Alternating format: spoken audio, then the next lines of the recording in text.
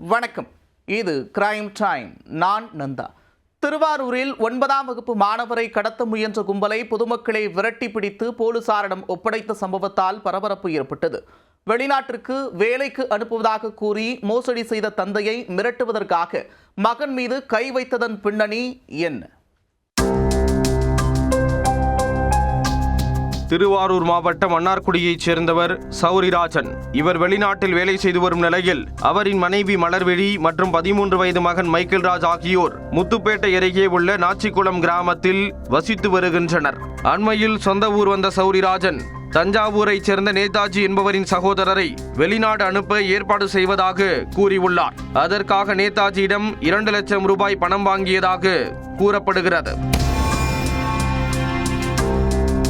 ஆனால் பணத்தை வாங்கிக் கொண்டு வெளிநாடு அனுப்ப ஏற்பாடு செய்யாமல் சௌரிராஜன் இழுத்தடித்துள்ளார்.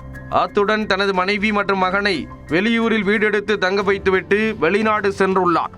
இந்த நிலையில் நேதாஜி தனது உறவினர்களுடன் நாச்சிக்குளம் கிராமத்தில் உள்ள சௌரிராஜனின் வீட்டுக்கு சென்றுள்ளார். அப்போது வீடு பூட்டி இருந்ததால் அவரது குடும்பத்தினர் குறித்து அக்கம் பக்கத்தினரிடம் விசாரித்துள்ளனர். அதில் சௌரிராஜனின் மகன் மைக்கேல்ராஜ் அங்குள்ள தனியார் பள்ளியில் 9ஆம் வகுப்பு படித்து வருவது தெரிய வந்துள்ளது.